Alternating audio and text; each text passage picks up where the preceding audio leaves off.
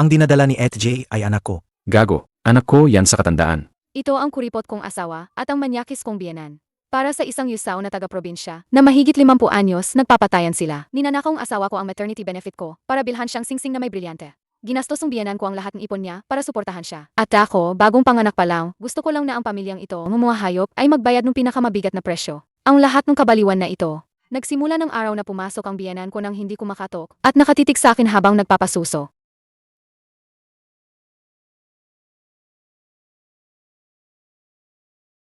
Bakit umiiyak na naman? Hindi pa busog ang apo ko.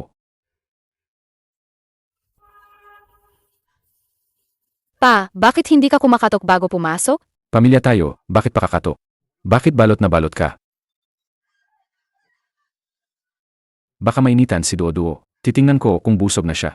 Lumabas ka. Ang mga asawa sa syudad, ang daming arte. Parang may magnanakaw.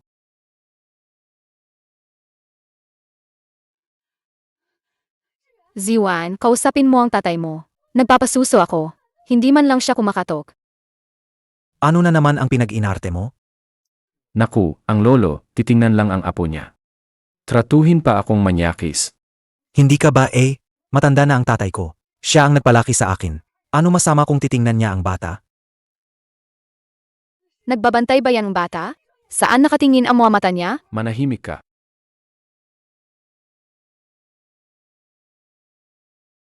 Ang maternity benefit mo, pumasok na sa account ngayon, di ba? I-transfer mo sa akin lahat ang 30,000.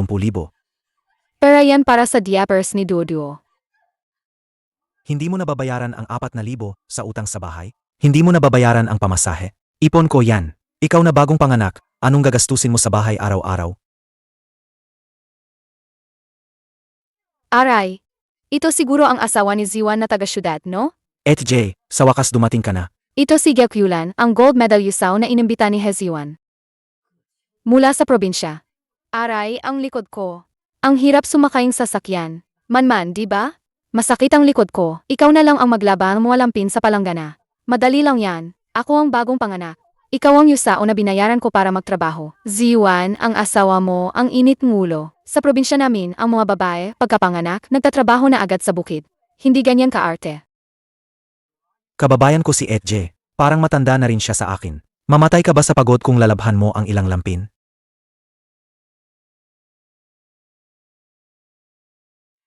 Bakit mo ginagamit ang sanitary napkin ko? Aray, 2 lang naman yan. Hindi pa ako nakakabili. Ano masama kung humiram akong 2? Ang kuripot talaga ng mga taga-syudad. Ziwan, sira na yung postpartum binder ko. Padalhan mo akong 50 pesos.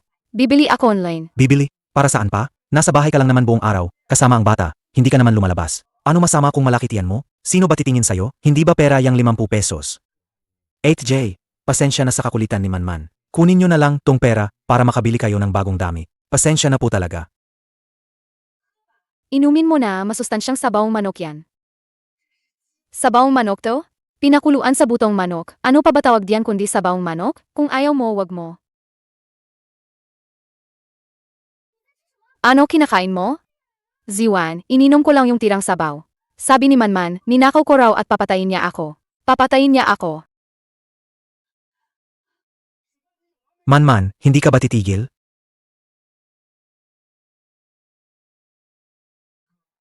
Si ETJ, buong araw naglilingkod sa'yo. Ano masama kung kumain siya ng bird's nest? Nakatambak lang din naman yung bird's nest. Huwag mo naman masyadong apihin.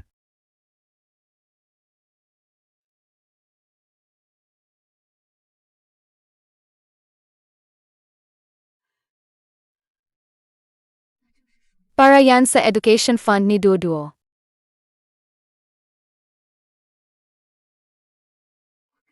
Hindi ko talaga kaya tong season na to. Dinala ni Manman si Duo-Duo para magpabakuna. Sa kalagitnaan biyahe, naalala niyang hindi niya dala ang vaccination card. Bumalik si Manman sa bahay. Tahimik ang sala. Sarado ang pinto ng kwarto ni tatay. Rinig na rinig ang malakas niyang hilik. Pero ang pinto ng kwartong USAO nakakandado. Ziwan, nandito ka pala.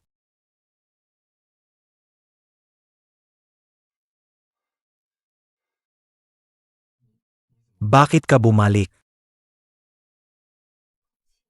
May amoy sa hangin. Isang matapang at murang pabango.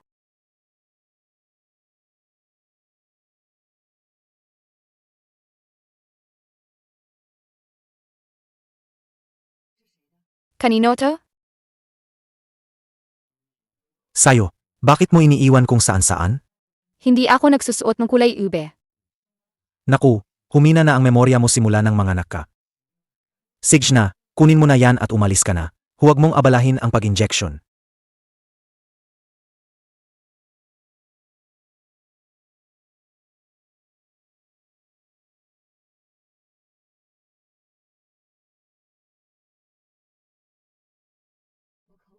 Nauhaw ako.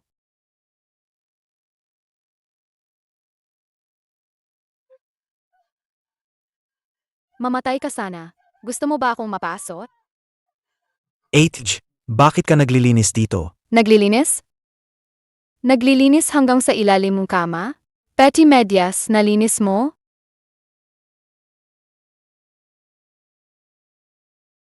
Ategye, kasalanan ko, hindi ako nag-ingat. Sa kwarto ni tatay, may ointment para sa paso. Papahiran ka niya. Tay, si Ategye, nagpapakahirap para sa atin. Kailangan mo siyang alagaan para kay Ziwan. Akin na yan, akin na yan. Ang soft Zonghua, ayaw na ayaw ni Ziwan na ubisin. Pinipilit niyang hindi ubisin. Para lang sa mga okasyon, para may maipakita. Para sa akin. Bigay ni Ziwan sa inyo. Sabi niya, si Eteje, walang kakampi dito sa syudad. Kaya raw, huwag ka nang mag-atubili, alagaan mo na lang. Bakit naman ako mag-aatubili?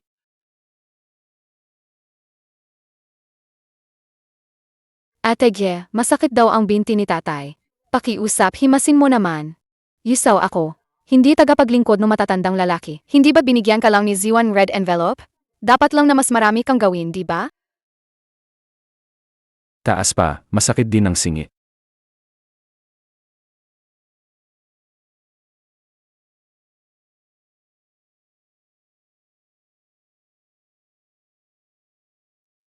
Gusto kong pakainin kung sino, pakakainin ko.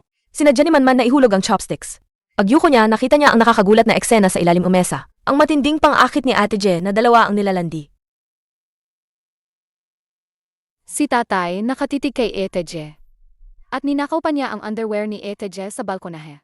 Nagsimulang lumaban si Manman. Gumamit ng kasinungalingan para lumikha ng gulo.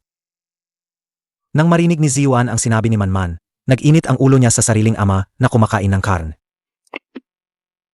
Ang pagdududa ng anak sa ama ay biglang sumabog. Kinagabihan, pinanood ni Manman sa CCTV ang paghaharap ng mag-ama sa sala. Ang tensyonadong labanan ng pamilya sa dilim. Lumayo ka kay Etje. Amy, bakit? Hindi na pwedeng gamitin ang isang katulong. Katulong siya. Hindi siya tong fangyataw. Ikaw ang bumili ng kulay ube na medyas, di ba? Kitang-kita ko sa ilalim ng kama. Bilhin mong 2 lata ang pinakamagandang gatas para kay Duduo. Ang natitirang pera, bumili kang pampalakas. Ang mga sakim ay kakainin ng kanilang kasakiman. Si Etegye, bumiling medyo mahal na silk na pantulog.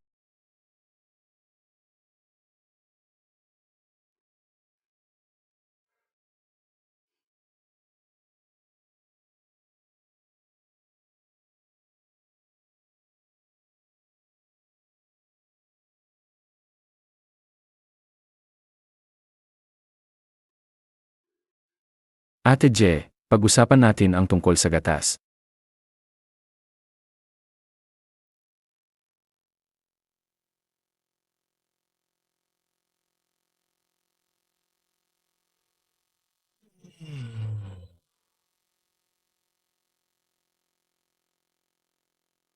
Tay, ang aga mo namang nagising. Si Hadafa, nakatayo sa labas ng pinto ni Etegye halos buong gabi. Takot na takot siyang magsalita.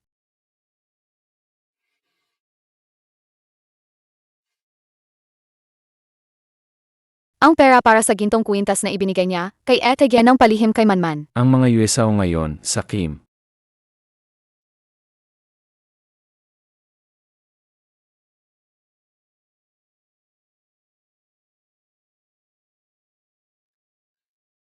Si Ziyuan ang bumili para sa'yo. Di ba?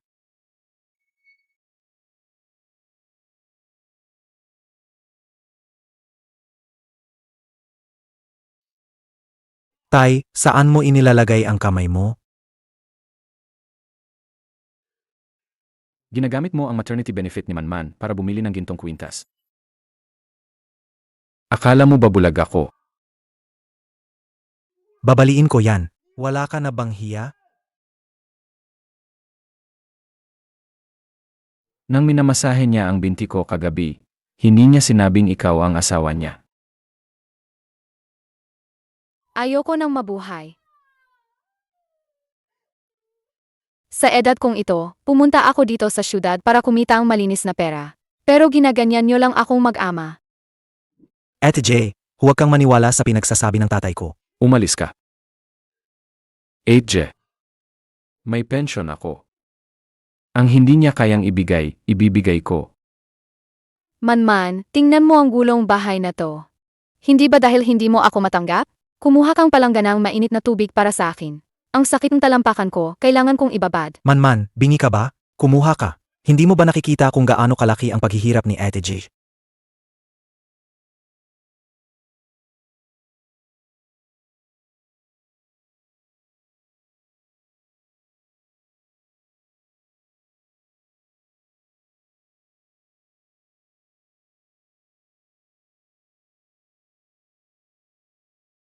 Ha? Tao ko yan. Hindi mo na kailangan siyang pagsilbihan.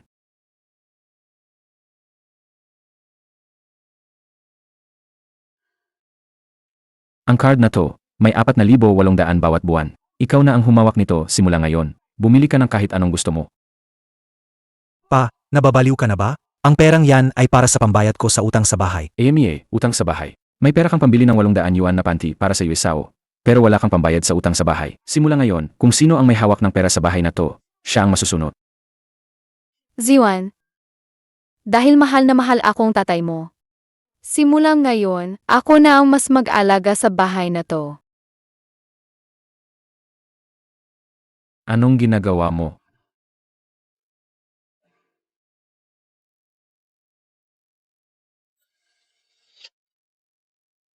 Anong ginagawa mo rito? Makikipag-usap lang ako sa asawa ko. May pakialam ka ba? Ako ang nag-imbita sa kanya rito. Pero pera ko ang ginagastos niya. Narinig ni Manman ang nakakabinging sigawan at basagan sa labas. Walang emosyong pinindot ni Manman ang pinindot ang record at save button. At agad itong ipinasa sa group chat ng pamilya.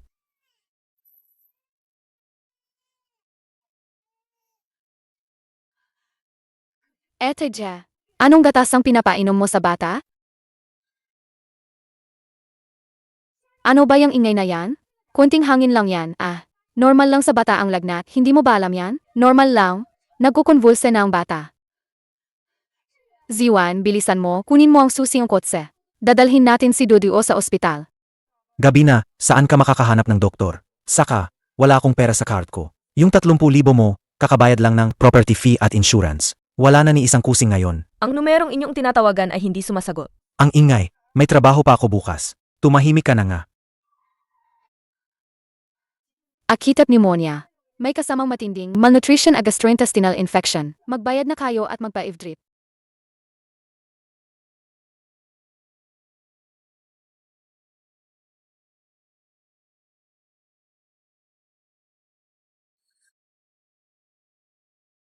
Ziwan, 4,000 lang ang laman card ng tatay mo. Mas mahal mo pa rin si Eteje. Ang kinang malaking diamond ring na yan. Ang pera ng matanda, sa akin din mapupunta sa huli. Bilisan mo. Siguradong nag-ingay na si Shenman sa ospital. Kailangan nating bumalik at magpangga. Kuya, tulungan mo si Duduo. Manman. Kumusta ang bata? Nalobat ang cellphone ko. Kaka-charge ko lang, kaya dali-dali akong pumunta dito. Ano? Niloloko mo ba ako? Baliw ka ba? Buhay pa ako. Ikaw na malas. Pati matatanda sinasaktan mo. Kaya pala hindi mo na alagaan ang bata.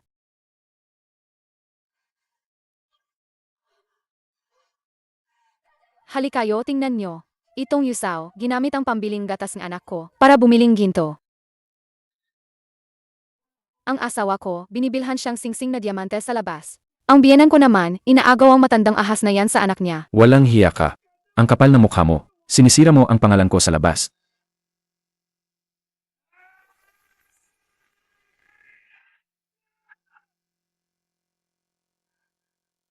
Sino ang mangangahas na saktan ang kapatid ko?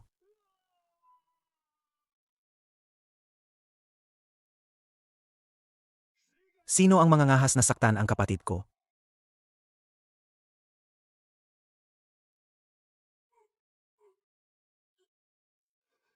Kuya, nagkakamali ka. Nagkakamali lang tayo.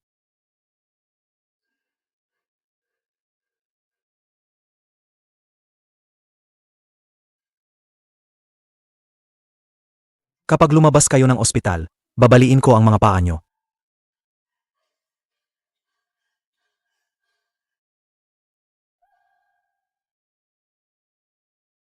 Saan ka pupunta, Etje?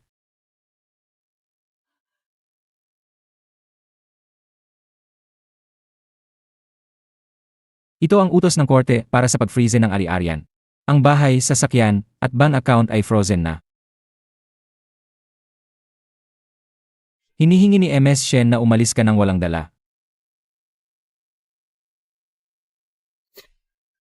Manman, nagkamali ako. Nabulag ako sa matandang babaeng ito. Itong malas na babae ang may kasalanan. Siya ang dahilan ng pagkalugi namin. Manman, patawarin mo ako. Hindi tayo pwedeng maghiwalay. May anak na akong pamilya, hesatian ko. Ano? Anak ko, yan sa katandaan. Ikaw, wala kang magmamana, puro ka lang babae. Ako ang magkakaana. Si Ate Je, sa kwarto ko natutulog nitong mga nakaraang araw. May anak na ako. May anak na si Ziwan.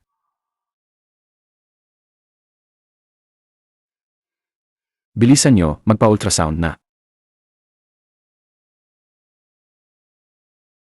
Dapat malaman natin ngayon. Kanino yan?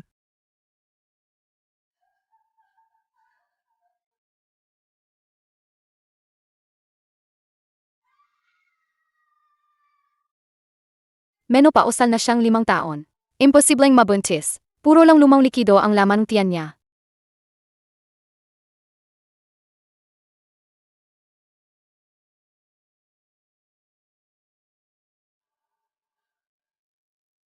Matandang manloloko ka. Niloko mo ang pera ko.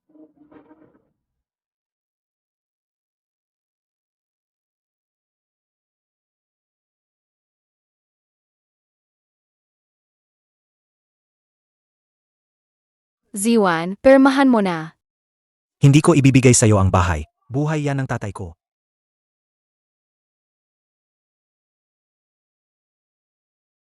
Kung ganoon, ipapadala ko sa kumpanya ang video ng pagwawala ninyo.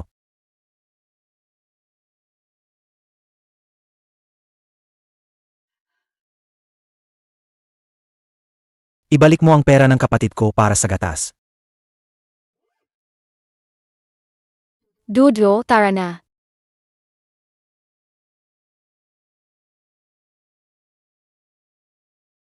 Pagkalipas ng 3 buwan, hindi nabayaran ang utang sa bahay, kinuha ng bangko ang bahay. Naging miserable ang buhay ng mag-amang He. Naranasan nila ang bunga ng kanilang ginawa. Kasalanan mo, matandang walang silbi. Pinilit mong umalis si Manman. Sa loob ng bahay, naranasan ng mag-ama ang bunga ng kanilang ginawa. Ngayon, tatagain kita. Anak na walang utang na loob. Ang huling pagkasira ay dumating na.